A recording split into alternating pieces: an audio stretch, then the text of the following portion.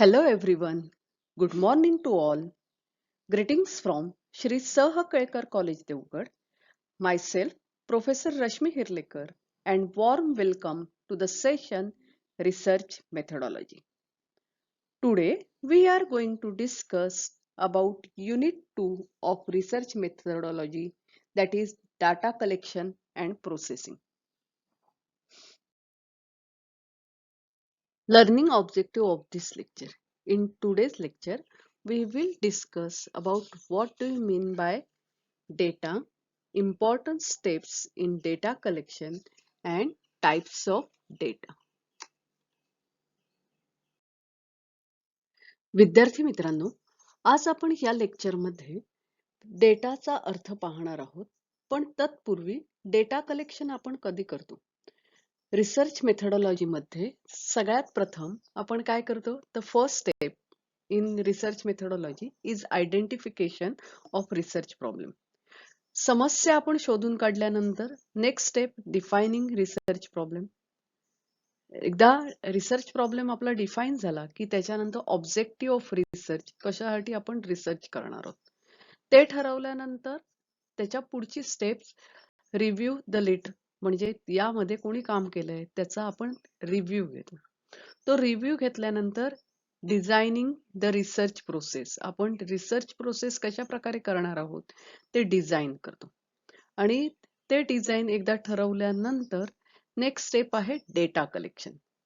तर या युनिटमध्ये आपण डेटा कलेक्शन आणि प्रोसेसिंग याविषयी चर्चा करणार आहोत. पण डेटा म्हणजे काय किंवा what is the meaning of data? Data plays an important role in the research. Data include fact, information, premises systematically collected for drawing inferences. आता डेटा मध्ये फॅक्ट्स येतात, इन्फॉर्मेशन येतात किंवा प्रिमायसेस येतात जी सिस्टमॅटिकली कलेक्ट केलेली असतात. कशासाठी? फॉर ड्रॉइंग इन्फरन्सेस, म्हणजे त्याच्यावरून आपल्याला काहीतरी कन्क्लुजन काढायचं असतं.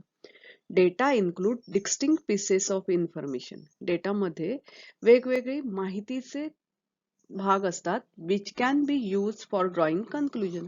त्या माहितीच्या आधारे आपण कोणत्या तरी निर्णयाप्रत येतो. पण नुसत्या माहितीच्या आधारे निर्णयाप्रत येतो का? नाही. आफ्टर ड्यू प्रोसेसिंग, म्हणजे डेटावर प्रोसेसिंग करावं लागतं आणि ते प्रोसेसिंग केल्यानंतर आपण एखाद्या कन्क्लुजन कडे येतो.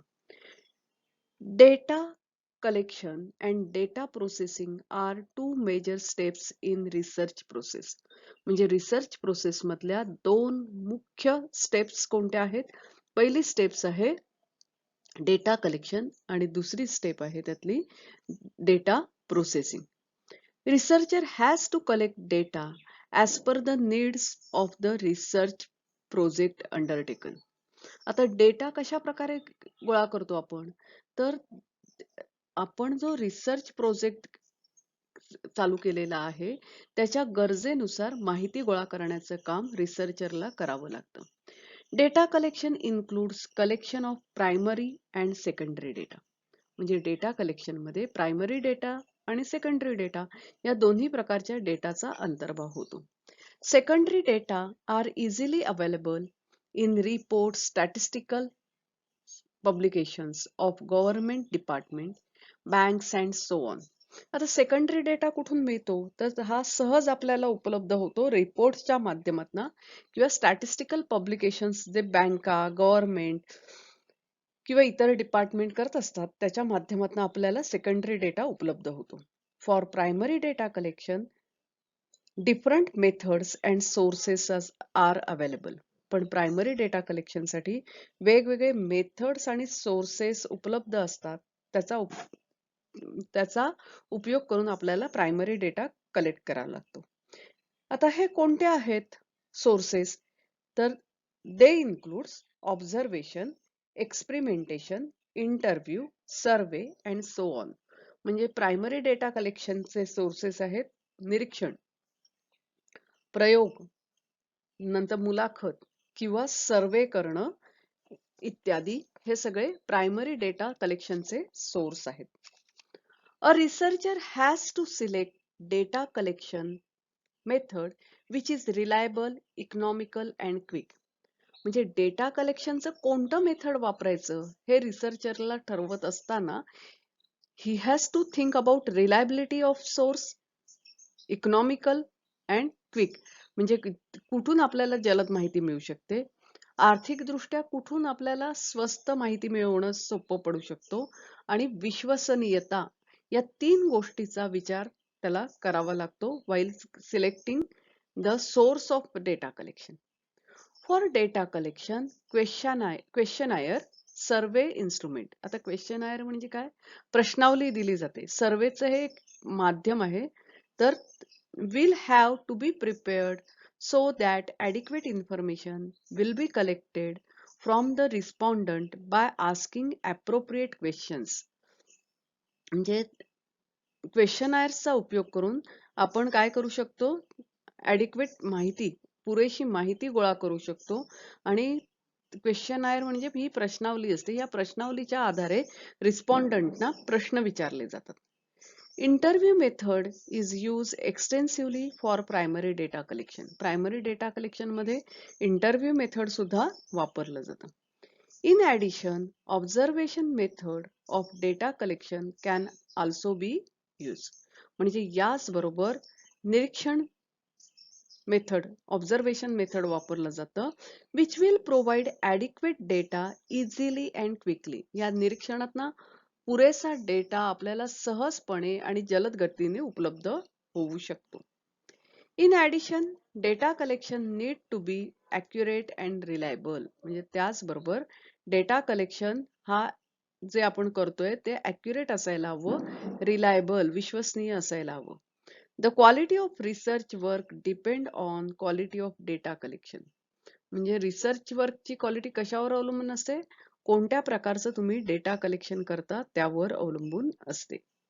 Defective or inadequate data will give wrong or faulty conclusion.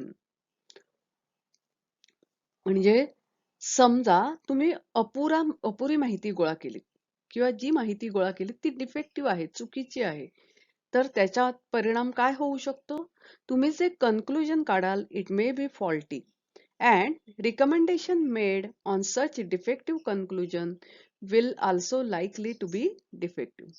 म्हणजे असं जे डिफेक्टिव्ह कन्क्लुजन असेल त्याच्यावरून तुम्ही ज्या सूचना करता, रिकमेंडेशन करता, त्या सुद्धा डिफेक्टिव्ह होऊ शकतात. This suggests the importance of reliable data collection. म्हणजे याच्यातनं आपल्याला कळतं की हे जे डेटा कलेक्शन आपण करतो ते रिलायबल असणं फार महत्वाचं आहे, विश्वसनीय असणं फार महत्वाचं आहे.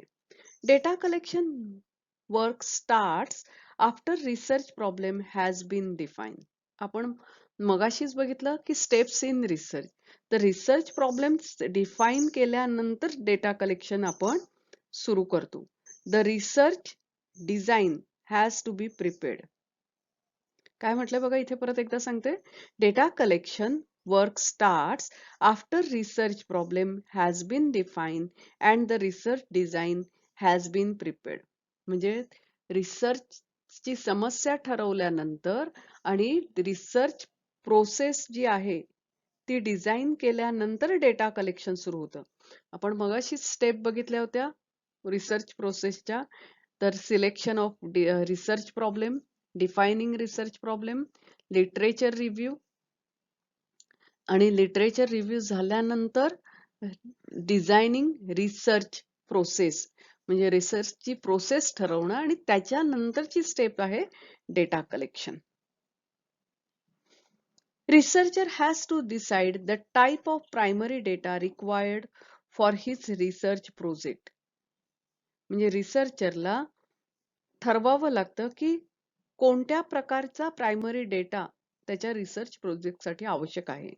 The same is the position of secondary data. म्हणजे कोणत्या प्रकारचा प्रायमरी डेटा हवाय, कोणत्या प्रकारचा सेकंडरी डेटा हवाय, हे सगळं रिसर्चरला डिसाईड करावं लागतं, ठरवावं लागतं. Data collection should be systematic so that reliable, relevant data are collected for research purpose. Data collection जे आहे हे सिस्टमॅटिक असायला हवं, जेणेकरून रिलायबल म्हणजे विश्वसनीय आणि रिलेव्हंट म्हणजे टू द पॉइंट त्याच्याशी रिलेटेड माहिती गोळा केली जाते. रिसर्च पर्पजसाठी रिसर्चशी रिलेटेड माहिती गोळा केली जाते. Now we will discuss about types of data and sources. It is already noted that data are absolutely necessary in business research. म्हणजे बिझनेस रिसर्च मध्ये डेटा फार महत्वाचा आहे. Data provides information for drawing definite conclusion.